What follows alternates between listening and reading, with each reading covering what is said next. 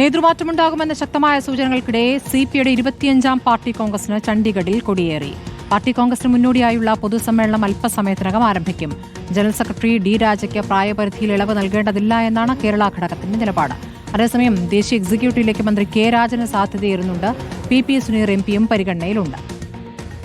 ആ റിപ്പോർട്ടുകളിലൊന്നും കാര്യമായ എന്തെങ്കിലും ഉണ്ടെന്ന് ഞാൻ വിചാരിക്കുന്നില്ല. കാരണം ഞാൻ ഇപ്പം തന്നെ ഒരുപാട് ഒരു നല്ലതുപോലെ അംഗീകാരം കിട്ടിയിരിക്കുന്ന ഒരാളാണ്. അപ്പോൾ അത് ഭംഗിയായിട്ട് ഉള്ള കാര്യങ്ങൾ ഭംഗിയായിട്ട് കൊണ്ടുപോകാന്നുള്ളതിനാണ് വ്യക്തിപരമായിട്ട് ചോദിച്ചാലുള്ള എന്റെ താല്പര്യം. പൊതുവിലെ തീരുമാനം അറിയാൻ പോകുന്നത് പാർട്ടി കോൺഗ്രസിലാണ്. അപ്പോൾ പൊതുവിലെ തീരുമാനം എന്താണെന്ന് അത് പാർട്ടി കോൺഗ്രസ് തീരുമാനിക്കും. അതിന് തീരുമാനിക്കാനുള്ള അവകാശം പാർട്ടി കോൺഗ്രസിനാണ്. ഞങ്ങൾക്കൊരു ഭരണഘടനയുണ്ട്. ആ ഭരണഘടനയുടെയും അത് അടിസ്ഥാനത്തിൽ പാർട്ടി കോൺഗ്രസ് അത് തീരുമാനിക്കും.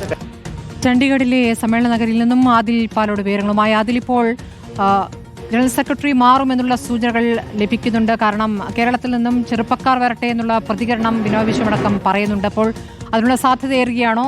എങ്ങനെയാണ് മറ്റ് സംസ്ഥാനങ്ങളിലെ പ്രതികരണം അതിൽ വരുന്നത്? മറ്റു മാറ്റങ്ങൾ എന്താവും?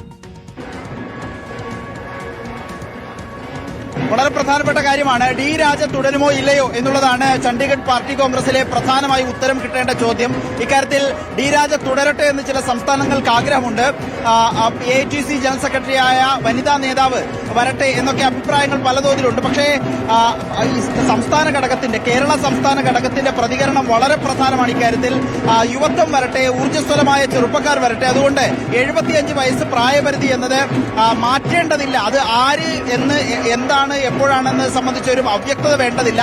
ആ നിബന്ധന ആരായാലും പാലിക്കപ്പെടണം എന്ന നിലയിലുള്ള സന്ദേശമാണ് ബിനോയ് വിശ്വത്തിന്റെ ഭാഗത്തു നിന്നുള്ളത്.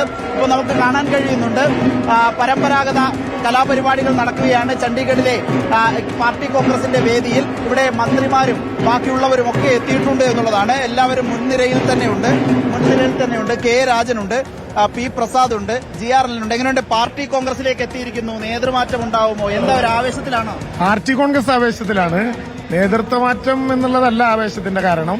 പാർട്ടി കോൺഗ്രസ് ഇന്ന് വടക്കൻ ഇന്ത്യയിൽ ദേശീയ തലത്തിലുള്ള BJPയുടെ ഫാസിസ്റ്റ് സമീപനത്തിനെതിരായി ഏറ്റവും കരുത്തായ ഒരു സമ്മേളനത്തിലേക്ക് കമ്മ്യൂണിസ്റ്റ് പാർട്ടിക്ക് പോകാൻ കഴിയുന്നു എന്നുള്ളതാണ് ഈ സമ്മേളനത്തിന്റെ ഏറ്റവും വലിയ ആവേശം. നമ്മൾ ഈ സമ്മേളനം നോക്കിയാൽ തന്നെ അറിയാം, രാജ്യത്തിന്റെ വിവിധ ഭാഷകളിലും സംസ്കാരങ്ങളിലുമുള്ള മനുഷ്യരുടെ ഒരു കമ്മ്യൂണിസ്റ്റ് ഏകീകരണമാണ് യഥാർത്ഥത്തിൽ ഈ സമ്മേളനം. അപ്പൊ ഞങ്ങളുടെ പിറകിലിരിക്കുന്നത് സ്മിത പൻസാരയാണ്, രക്തസാക്ഷിയായിട്ടുള്ള ഗോവിന്ദ് പൻസാരയുടെ മകൾ. രാജ്യത്തിന്റെ വിവിധ ഭാഗങ്ങളിൽ BJP ആക്രമണത്തിന് വിധേയമായ എത്രയോ മനുഷ്യരുടെ പ്രതികരണങ്ങളും പ്രതിഫലനങ്ങളുമായിട്ടാണ് ഈ പാർട്ടി കോൺഗ്രസ് മുന്നോട്ട് പോകുന്നത്. പി പ്രസാദ് എങ്ങനെയുണ്ട്? പാർട്ടി കോൺഗ്രസിൽ വർഷങ്ങളായി പാർട്ടി കോൺഗ്രസിൽ വരുന്ന ആളാണ്. തീർച്ചയായിട്ടും ചണ്ഡീഗഡില് കഴിഞ്ഞ പാർട്ടി കോൺഗ്രസിൽ ഞങ്ങളെല്ലാം ഉണ്ടായിരുന്നു.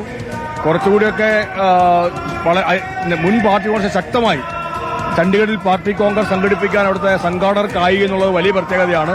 എതിർപ്പുകൾ കൂടിക്കൊണ്ടിരിക്കുന്ന കാലത്താണ് ഇവിടുത്തെ സംഘാടകർ ഈ സമ്മേളനം മുമ്പോട്ട് പോകുന്നത്.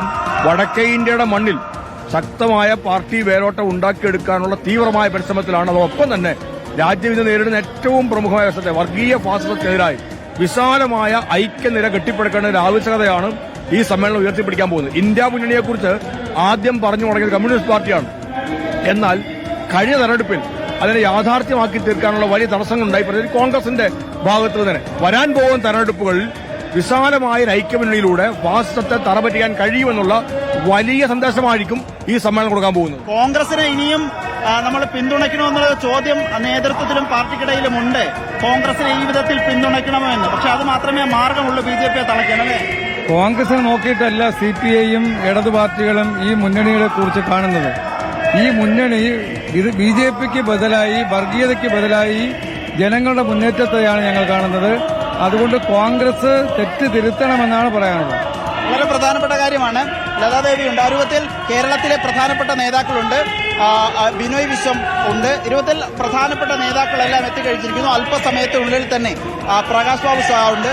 ഏതായാലും സമ്മേളനത്തിലേക്ക് വരുമ്പോൾ പ്രായപരിധി മറ്റുമൊക്കെയാണ് ചർച്ച. എങ്ങനെയാകും ഇനി അടുത്ത 3 വർഷം പാർട്ടി പ്രവർത്തിക്കേണ്ടത് എന്നത് സംബന്ധിച്ചും പ്രായപരിധി കൃത്യമായി നടപ്പാക്കണമെന്നത് തന്നെയല്ലേ പൊതുവിലുള്ള നിബന്ധന? പാർട്ടി ഭരണഘടനയിലെ നിബന്ധന അങ്ങനെയാണ്. പൊതുവിൽ എല്ലാ സംസ്ഥാനങ്ങളിലും അത് നടപ്പിലാക്കി വരുന്നുണ്ട്. അതിങ്ങനെ തന്നെ ആയിരിക്കും ചർച്ച വരുന്നതും ആ നിലയിലായിരിക്കും. ഏതെങ്കിലും ആർക്കെങ്കിലും വേണ്ടി മാറ്റണ്ടെന്നാണ് പൊതുവിൽ. അല്ല, അങ്ങനെ ഒരു ചർച്ച ഇതുവരെ വന്നിട്ടില്ല. വരുമ്പോ നോക്കാം. ഏതായാലും ആ രൂപത്തിലാണ്. ഡി രാജ തുടരുമോ അതോ ആദ്യത്തെ CPIയുടെ വനിതാ ജനറൽ സെക്രട്ടറിയായ അമർജിത് കൌർ വരുമോ? AHECയുടെ ജനറൽ സെക്രട്ടറിയാണ് നിലവിൽ അമർജിത് കൌർ. അങ്ങനെ പലതരത്തിലുള്ള ആലോചന. ഡി രാജ വന്നാൽ അമർജിത് കൌറിനെ ഡെപ്യൂട്ടി സെക്രട്ടറി ആക്കുമോ എന്ന ചോദ്യമുണ്ട്. ഏതായാലും അതൊരു വശത്ത് നേതൃമാറ്റ ചർച്ച. മറ്റൊന്ന്, കോൺഗ്രസ് കാര്യമായൊരു പരിഗണന പലയിടത്തും ഇന്ത്യ സഖ്യത്തെ കാര്യമായി അതിശക്തമായി പിന്തുണയ്ക്കുമ്പോഴും CPIക്ക് പല നിയമസഭാ മത്സരങ്ങളിലും തെരഞ്ഞെടുപ്പുകളിലും നൽകുന്നില്ല. ഹരിയാനയിൽ, മഹാരാഷ്ട്രയിൽ, ജാർഖണ്ഡിലൊന്നും സീറ്റുകൾ മത്സരിക്കാനായി നൽകുന്ന സാഹചര്യം ഉണ്ടായില്ല. അതുകൊണ്ട് കോൺഗ്രസിനെതിരെ ഒരു കടുത്ത വിമർശനം കൂടി വരാനുള്ള സാധ്യതയുണ്ട്. മറ്റൊന്ന്, ഇടത് ഏകീകരണം എന്നുള്ളതാണ്. വിശാല ഇടതുപക്ഷ ഐക്യം അത് സാധ്യമാകുമോ എന്ന ചോദ്യം. ഏതായാലും നിരവധി ചോദ്യങ്ങൾക്ക് ഉത്തരം ലഭിക്കും ഈ ചണ്ഡിഗഡ് പാർട്ടി കോൺഗ്രസിൽ എന്നുള്ളതാണ്. നമുക്ക് പിൻവശത്തേക്ക് കാണിക്കുമ്പോൾ അറിയാം, പാർട്ടി പതാകകൾ ഉയർന്നു പറക്കുന്നത് കാണാൻ കഴിയുന്നുണ്ട്. 10,000-ഓളം ആളുകൾക്ക് ഇരിക്കാനുള്ള സംവിധാനമാണ് ഈ പൊതുസമ്മേളനത്തിൽ ഒരുക്കിയിരിക്കുന്നത്.